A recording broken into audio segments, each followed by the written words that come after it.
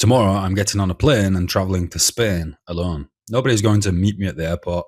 I'll be moving between different places, staying in unfamiliar accommodation, and making every decision for myself as I go.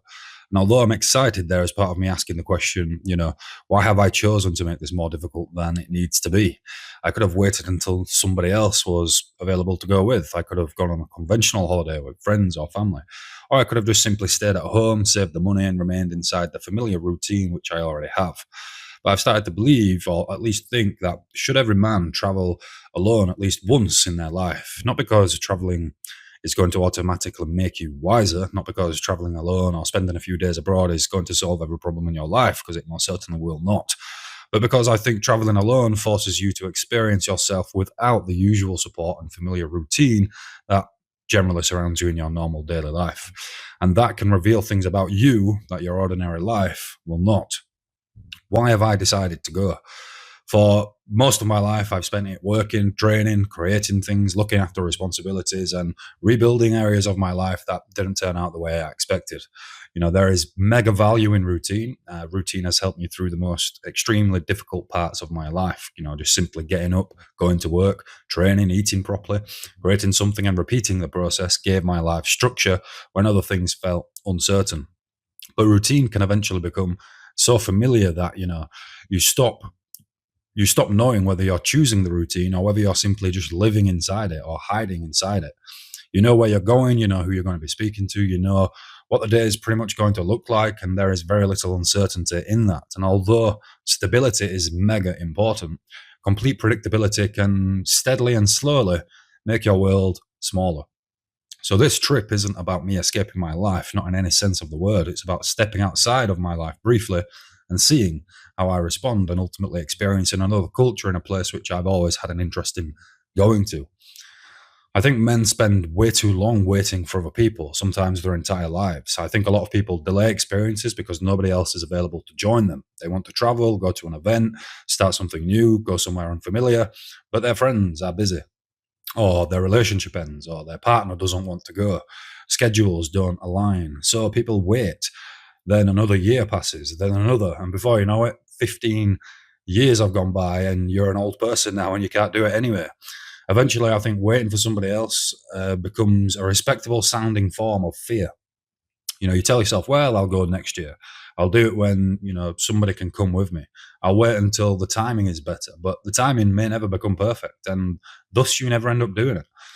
People have work, families, responsibilities, finances, priorities. People have their own lives going on. And there comes a point in life where you have to decide whether somebody else's availability is going to determine. You have to decide, let me say that again. You have to decide whether somebody else's availability is going to determine how you experience your own life, or if it affects how you experience your own life.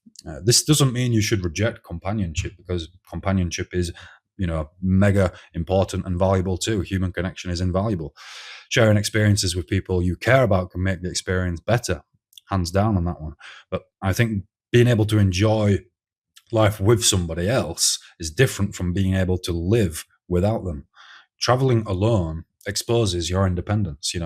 When you travel with somebody, responsibility is shared. One person checks, the route. One person watches the bags. One person speaks to reception. Another person notices whether you're heading in the wrong direction.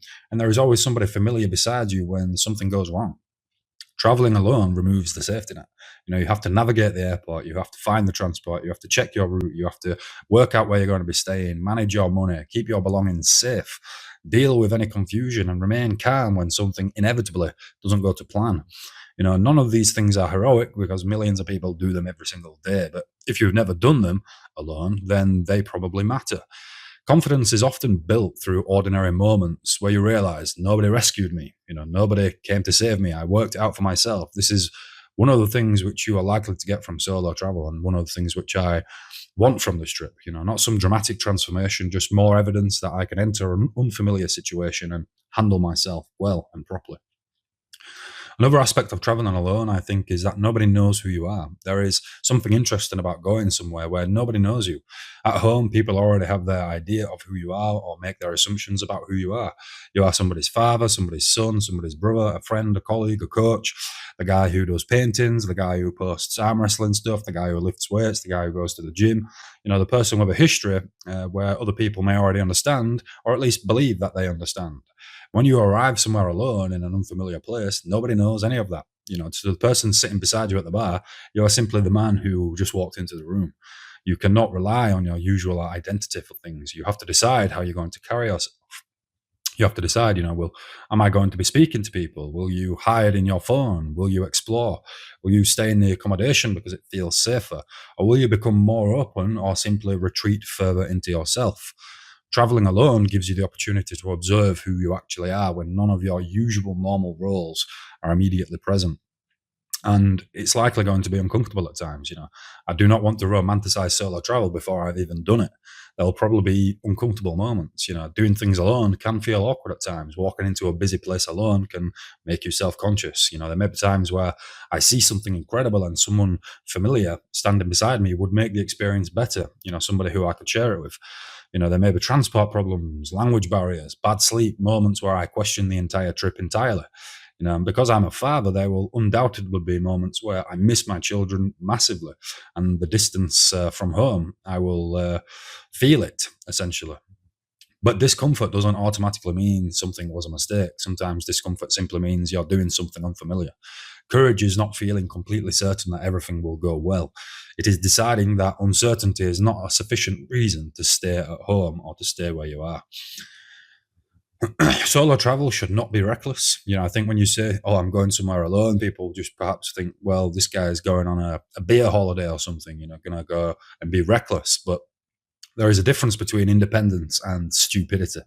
Traveling alone doesn't mean ignoring risk. It probably means being more aware of risk, to be honest, because you have to know where you're staying, you have to know where you're going, you have to keep control of your money and your documents, you have to stay aware of your surroundings.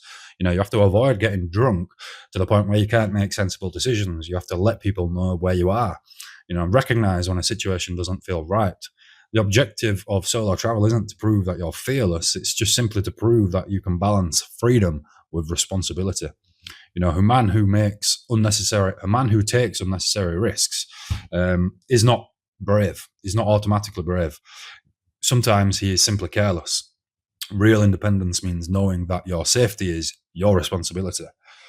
I think what I hope to gain from this adventure is that, well, I don't expect to return as a completely different person, and I don't want to return as a completely different person. It's a short trip, not a spiritual pilgrimage.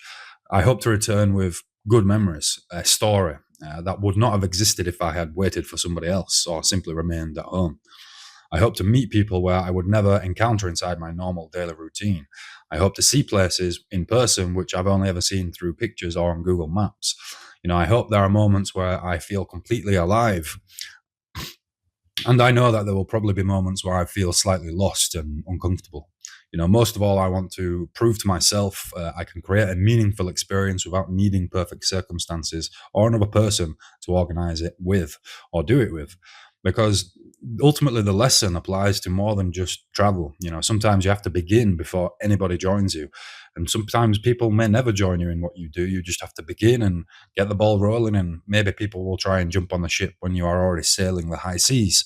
You know, a lot of times in life, as a fully grown adult, you have to enter rooms alone, and sometimes you have to stop waiting for the reassurance and to find out ultimately what you're capable of. So I think, overall, my final thoughts of the question, should every man travel alone at least once in their lives? At this point, I think the answer is probably yes. To what degree, I'm not so sure. There probably isn't a one size fits all, but maybe even just a day trip would be sufficient for some. Maybe a week, maybe longer. Not because solitude is always superior to companionship, I definitely do not believe that, but because there is value in discovering that you can function, explore, and enjoy your own company without depending on somebody else to make the experience even possible. Tomorrow, I'm going to find out whether I actually believe, you know, um, I'm going to find out whether I believe in this idea which I have. Maybe once the idea becomes a reality, maybe it will feel liberating. Maybe it will feel lonely. Most likely, it will be a combination of both. I expect it to be a combination of both. But ultimately, I know that staying inside the same routine would teach me nothing new. So I'm going. And I only booked it about a week ago. When I return, I'll make another video and tell you honestly whether every man should travel alone at least once, or whether the idea sounds better than the reality of it. Ultimately, I don't know how it's going to be. I don't know how it's going to feel. All I know is that I'm excited to go, and it's something that's been on my mind for a little while, and the opportunity has arisen, so I've taken the opportunity. Subscribe to follow the trip and to see the honest reflection when I am back. This is Jake O'Neill Talks, honest commentary on modern life.